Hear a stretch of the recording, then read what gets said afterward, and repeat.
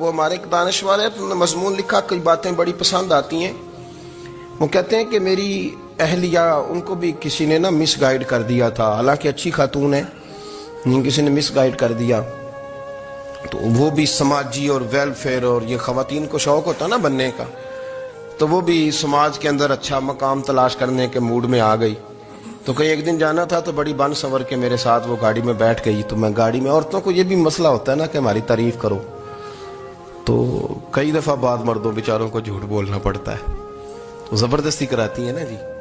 تو اس میں گنجائش بھی دی ہے شریعت نے گنجائش دی ہے کہ کبھی بیوی کو راضی کرنے کے لیے خلاف واقعہ بات کرنی پڑے تو کر لینی چاہیے، تو وہ کراتی بھی ہیں۔ 3 موقع پر خلاف واقعہ بات کرنے کی اجازت ہے، واقعے کے خلاف بھی آپ بات کر سکتے ہیں۔ جنگ کے موقع پر 2 لوگوں کو صلح کرانے کے لیے اور بیوی کو راضی کرنے کے لیے کر لیں کوئی ایسی بات، بے شک اپنی طبیعت پہ جبر کر کے کر لیں، گنجائش ہے، اجازت ہے۔ تو وہ کہتے ہیں جب وہ گاڑی میں میرے ساتھ بیٹھی بن سور کے، تو وہ تقاضا کرنے لگی کہ میں نے مطلب بڑے اچھے کپڑے پہنے ہیں پر آپ نے توجہ نہیں کرائی۔ وہ سیاںا بندہ تھا، وہ چاہ رہا تھا کہ میری خاتون سمجھ جائیں۔ وہ کہتے ہیں مجھے پتا تھا کہ بیچاری مس گائیڈ ہو گئی ہے، دل کی بڑی اچھی ہے، سیاਣੀ ہے، لیکن اس کو نا کچھ خواتین نے، کچھ لوگوں نے مل کے اس کو ذہن غلط کر دیا ہے کہ سماج میں نکلو، باہر جاؤ، کام کرو، فلاں کرو، اپنی مرضی سے جیو۔ تو میرے ساتھ گاڑی میں بیٹھی کہیں جانے کے لیے، تو مجھ سے کہنے لگی کہ آپ نے میری طرف توجہ ہی نہیں کی، آپ نے کوئی ذکر ہی نہیں کیا کہ میں کیسی لگ رہی ہوں۔ تو وہ کہتے ہیں میں نے اسے کہا کہ اگر تو ناراض نہ ہو تو پھر میں صحیح والی تعریف کر دوں۔ تو اس نے کہا کہ آپ کر دیں۔ تو کہتے ہیں میں نے درد سے اور خلوص سے اپنی بیوی سے کہا، خلوص کے ساتھ میں نے کہا میں تو روز گھر ہوتا ہوں، روز شام کو گھر ہوتا ہوں، اگر تو میرے لیے تیار ہوتی تو میں تیری تعریف کرتا، لیکن آج تو باہر جانے کے لیے تیار ہوئی، تو پھر ان سے تعریف کی امید رکھ جن کے لیے تو نے تیاری کی ہے۔ میرے لیے تیاری کرتی تو میں تو ہر شام تیرے پاس ہوتا ہوں۔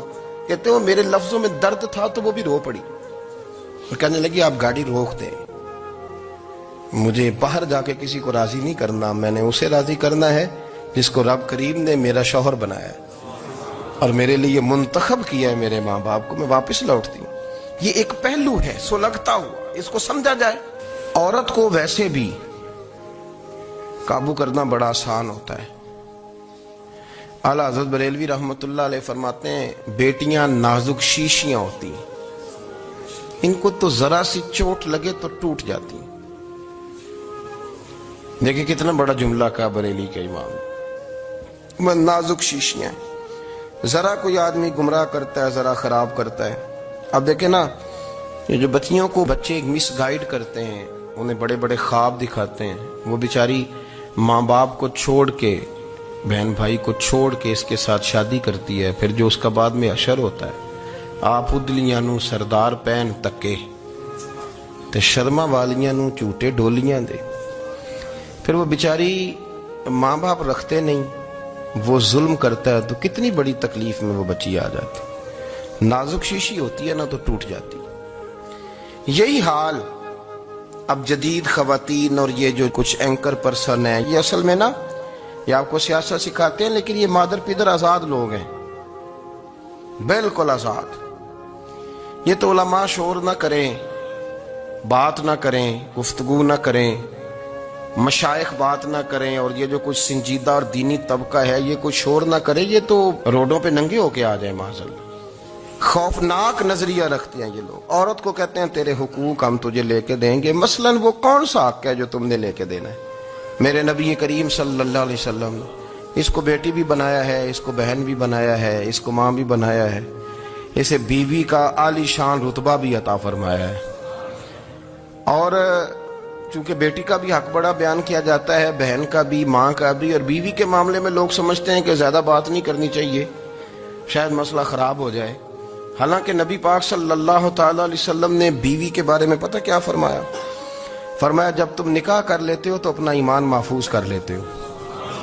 اب میں اس کی شرح نہیں کرتا، اب خود کر لیجئے گا کہ وہ ایک ایسی شخصیت ہوتی ہے کہ جس کی موجودگی میں آپ کا ایمان محفوظ ہے۔ اب میں نہیں سمجھتا کہ اس سے بڑی بات کوئی اور ہو سکتی ہے، جس کی موجودگی میں آپ کا ایمان، اور بھئی یہ حدیث پاک عرض کر رہا ہوں، نکاح جب کوئی کر لے تو اس نے اپنا ایمان مکمل کر لیا. اس کا معنی یہ ہوا کہ آپ کا ایمان محفوظ ہے اس کی موجودگی میں. تو اس سے زیادہ بھی یعنی ایمان سب سے قیمتی چیز ہے نا, تو اس کے محفوظ ہونے کی وجہ حضور نے نکاح بیان کر دی. اب میرا خیال ہے بی بی اگر کوئی اس سے بڑا حقوق مانگے گی تو بیوقوفی کرے گی. اتنا بڑا درجہ نبی کریم نے اسے عطا کر دیا, اتنا بڑا مقام دے دیا کہ تو خامند کے ایمان کے محفوظ ہونے کا ذریعہ بن گئی ہے. عورت کو جو حقوق رسول کریم صلی اللہ تعالی علیہ وسلم نے عطا فرمائے, نبی پاک نے جو حقوق دیے, دیکھیں نا حضرت عبداللہ ابن عمر رضی اللہ تعالیٰ عنہ کی اہلیہ بیمار تھی, تو جلدی جلدی سے وہ آئے. تو جب بہت جلدی ہو, سفر بڑا شدید تھا, تو آپ نے جلدی سے نماز ادا کی, جلدی سے چلے. آپ کے خادم کہنے لگے حضور خیریت ہے؟ فرمایا میری بیوی بیمار ہے. تو اس نے عرض کی حضور آپ کی اہلیہ بیمار ہے, تو آپ نے نماز بھی جلدی سے پڑھی, سفر بھی جلدی جلدی کیا. تو فرمانے لگے یہ وہ چیزیں ہیں جو ہمیں مدینے والے رسول نے سکھائی. آپ اس کیفیات کو سمجھیں کہ حضور صلی اللہ علیہ وسلم نے درس دیا. اور پھر ایک اور بہت بڑی بات, یہ فضیلت کسی اور کو نہیں دی. جو عورت کو حضور نے فضیلت دی, یہ فضیلت کسی اور کو نہیں دی. کبھی حضور نے فرمایا کہ تمہارا ابا تمہارے ساتھ بہت سخت رویہ کرے تو تم نے اس کو اس سختی پر داد دینی ہے. فرمایا چلو اگر وہ زیادتی بھی کرے تو تم نے اس کے ساتھ سلوک اچھا ہی کرنا ہے. لیکن آپ ایک بات کو سمجھے نا کہ بچے کے بارے میں, بیٹے کے بارے میں, بیٹی کے بارے میں فرمایا 10 سال کے ہو کے نماز نہ پڑھیں تو سختی کرو, تمہارا ڈنڈا بھی لٹکنا چاہیے. بہت ساری جگہوں پہ بہت سارے لوگوں کے لیے سختی کا حکم دیا, لیکن عورت کے لیے حضور نے جو جملے کہے, اصل میں ہم سمجھتے ہیں کہ یہ ایک بات ہے, مشہور ہو گئی ہے روایت حدیث, تو بس اس کے پس منظر پر اور جملوں کے حسن پر شاید معاذ اللہ غور کرنے کی ضرورت نہیں. ذرا اس لفظ کی تاثیر پر غور کریں. حضور نے فرمایا عورت ٹیڑھی پسلی سے پیدا کی گئی ہے, یہ ٹیڑھی ہے, کو سیدھا کرنے کی کوشش کرو گے تو ٹوٹ جائے گی. تو حضور پھر ہمارے لیے حکم کیا ہے؟ فرمایا جیسی ہے تم اسی کے ساتھ نبھا کرو.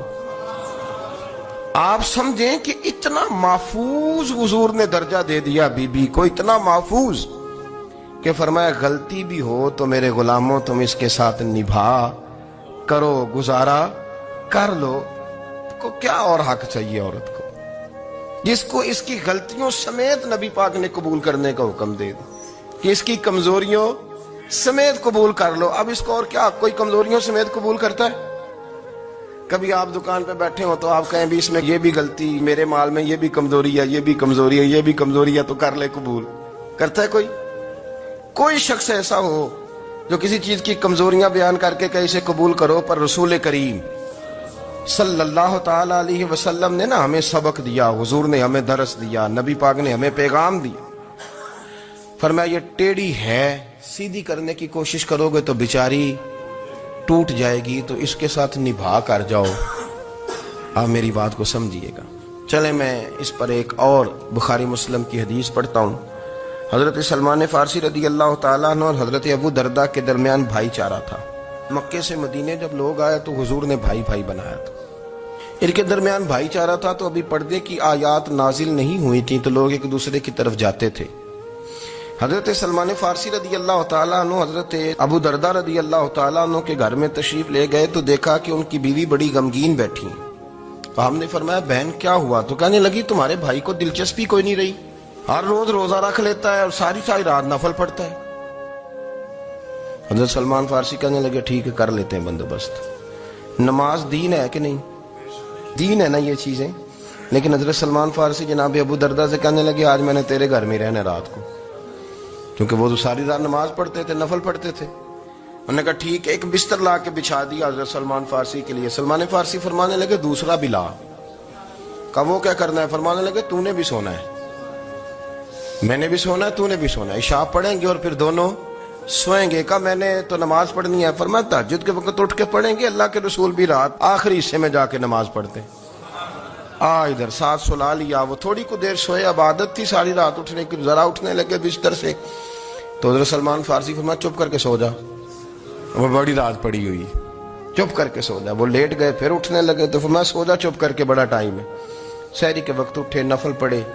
ان کا ارادہ تھا روزہ رکھنے کا, تو فرمانے لگے کل رکھا تھا نا, نفلی روزہ جی رکھا تھا، پرسوں بھی رکھا تھا، ترسوں بھی رکھا تھا، فرمایا آج نہیں رکھنا، آج میں تیرا مہمان ہوں، سارا دن کٹھے مل کے روٹیاں کھائیں گے، آج نہیں روزہ رکھنا، سلا دیا۔ اب حضرت ابو درداء رضی اللہ تعالیٰ عنہ کہہ تو کچھ نہ سکے، پر کہنے لگے سلمان تم پتہ تم کیا کر رہے ہو، نہ تم نے مجھے رات اٹھ کے زیادہ نفل پڑھنے دیے، سویرے روزہ نہیں رکھنے دیا۔ تو حضرت سلمان فارسی کہنے لگے کوئی لمبی بات تو نہیں نا، چلتے ہیں نا ابھی فجر میں مسجد نبی میں، تو نبی پاک کو بتاتے ہیں، سرکار دو عالم علیہ السلام کی خدمت میں تو اپنی بات کرنا، میں اپنی کروں گا، حضور نتیجے کا اعلان فرما دیں کہ بات طے ہو جائے گی۔ حاضر خدمت ہوئے، عرض کی یا رسول اللہ صلی اللہ تعالیٰ علیہ وسلم یہ ساری رات نفل پڑھتے ہیں، ہر روز روزہ رکھتے ہیں، ان کی اہلیہ غمگین بیٹھی ہیں، حکم فرمائے۔ تو نبی پاک صلی اللہ علیہ وسلم نے فرمایا پھر ہوا کیا؟ یا رسول اللہ میں نے رات سلایا ہے، سحری میں اٹھایا ہے، سویرے روزہ نہیں رکھنے دیا۔ نبی پاک نے فرمایا سلمان فارسی نے ٹھیک کیا، سلمان فارسی نے ٹھیک کیا۔ پھر حضور نے فرمایا، نبی کریم نے فرمایا ابو درداء تیرے اوپر اگر اللہ کا حق ہے، اس کے رسول کا حق ہے، دین کا حق ہے، تو فرمایا تیری آنکھ کا بھی تیرے اوپر حق ہے، تیرے وجود کا بھی تیرے اوپر حق ہے۔ یہ حضور نے فرمایا تیرے بچوں کا بھی تیرے اوپر حق ہے، تیری بیوی کا بھی تیرے اوپر حق۔ اس حق کو بھی سمجھے، حقوق اللہ بھی ہیں، پر تیری آنکھ کا بھی تیرے اوپر کیا مانا کہ تیری آنکھ سونا چاہتی ہے تو اسے سلا بھی، تیرے وجود کا بھی تیرے اوپر حق ہے، تو تیرا وجود آرام کرنا چاہتا ہے تو اسے آرام بھی کرا۔ اور پھر وہاں نبی پاک صلی اللہ علیہ وسلم نے فرمایا میں تم سب، سننا یہ لفظ حدیث کے، حضور نے اسی موقع پر فرمایا میں تم سب سے زیادہ اپنے رب کو جانتا ہوں اور میں تم سب سے بڑھ کر اپنے رب سے ڈرتا ہوں۔ حضور فرمانے لگے میں روزہ بھی رکھتا ہوں، افطار بھی کرتا ہوں، یعنی کبھی رکھتا ہوں اور کبھی نہیں رکھتا۔ فرمایا میں نفل بھی پڑھتا ہوں اور اپنی بیویوں کو وقت بھی دیتا ہوں۔ سرکار مسجد میں بھی آتے تھے، نواسوں کے ساتھ کھیلا بھی کرتے، ان کے ساتھ پیار بھی کرتے۔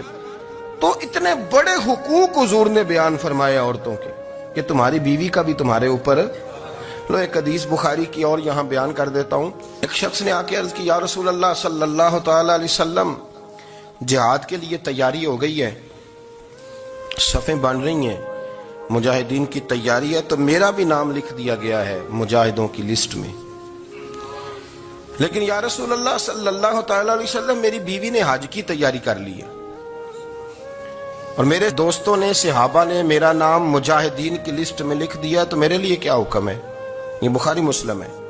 تو نبی پاک صلی اللہ تعالی علیہ وسلم نے فرمایا جہاد پہ کوئی اور چلا جائے گا تو بیوی کے ساتھ حج کرنے جا، اسے محرم کی ضرورت ہے، وہ تیرے بغیر کیسے جائے گی؟ مجاہدین کو تو اور مجاہد مل جائے گا، پر تو اپنی بیوی کے ساتھ جانا۔ تو نبی پاک صلی اللہ علیہ وسلم نے مرد کو محافظ بنایا ہے، عورت کو مرد کا قیدی نہیں بنایا، بلکہ عورت کو حفاظت عطا کی اور مرد کو اس کا محافظ بنایا۔ اب بچیاں آزاد ہونا چاہتی ہیں، اور آزادی بھی وہ والی کہ جو بنیادی طور پر آزادی نہیں، فحاشی ہے۔ میں نے بہت پہلے کہا ہے کہ اسلام بیٹیوں کو قیمتی سمجھتا ہے۔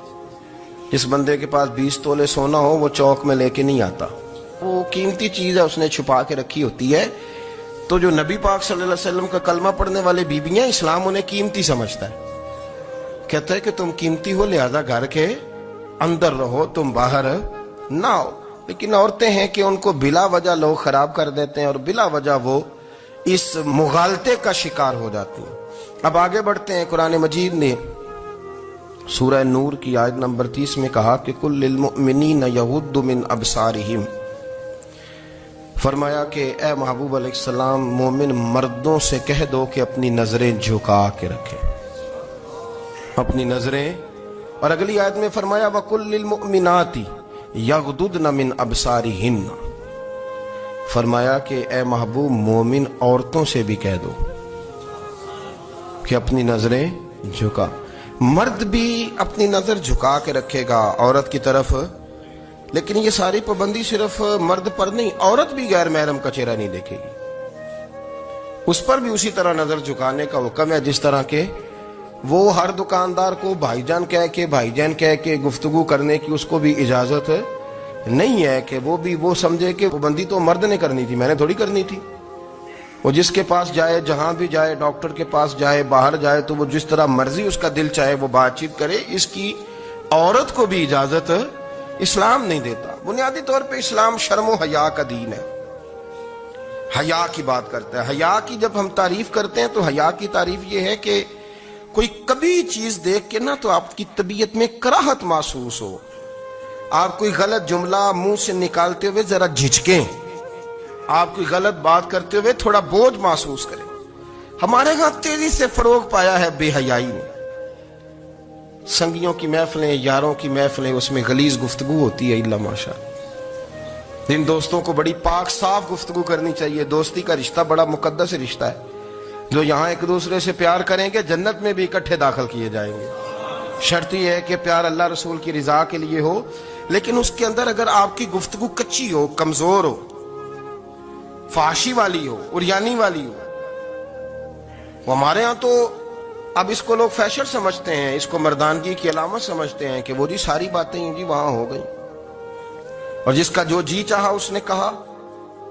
آپ جب حیا کے دائرے میں ہوتے ہیں تو آپ خود بھی سکون محسوس کرتے ہیں. دیکھیں نا, آپ کو نیند سکون سے کہاں آتی ہے؟ جہاں کمرہ بند ہو, چاروں جانب دیوار ہے, اوپر چھت ہے, خالی دروازہ بھی کھلا ہوا ہو نا تو جب بندہ سکون لینا چاہتا ہے تو کہتا ہے یار ذرا دروازہ ذرا بند کر دو. وہ اچھی طرح اپنے آپ کو چھپا لیتا ہے نا حیا کے پردے میں, تو اللہ اسے سکون عطا کرتا ہے. اور جو اس سے بھی زیادہ ٹھنڈی نیند میں جانا چاہتا ہے وہ کہتا ہے لائٹ بھی بند کر دو. اب وہ مکمل طور پہ سمجھتا ہے کہ میں چاروں جانب سے چھپ گیا ہوں, اگر میں کھل کے بھی سو جاؤں گا تو میرا چونکہ پردہ قائم ہے تو مجھے کوئی دشواری نہیں ہوگی. آپ جب چھپ جاتے ہیں, جب آپ حیا کے اندر سمٹ جاتے ہیں, جب آپ چادر کے اندر آ جاتے ہیں تو آپ بہت ساری جگہوں پہ آسانی محسوس کرتے ہیں. تو حیا تو آپ کو سکون دیتی ہے, حیا تو دل کو راحت دیتی ہے. میں بڑی ذمہ داری سے بات عرض کرتا ہوں, قرآن مجید نے نا ایک مقام پہ مذاق کو, ایک مزاح ہوتا ہے خوش طبی, وہ نہیں مذاق, مذاق اڑانا.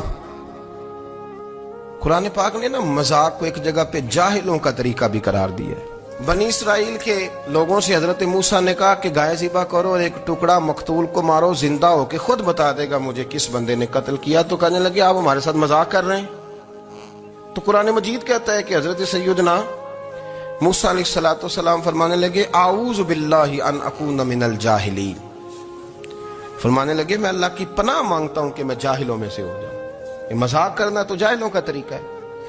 اگر آپ کی زبان سے بے حیائی کا جملہ نکل گیا, اگر آپ کی زبان سے بے حیائی کا جملہ نکل گیا, آپ نے کہہ دیا کہ ہم آزاد لوگ ہیں, جو مرضی کریں گے, جو مرضی کہیں گے, جو ہمارا دل میں آئے گا کریں گے, تو پھر تو لوگ آپ کا وہ حشر کریں گے کہ آپ سے برداشت ہی نہیں ہوگا.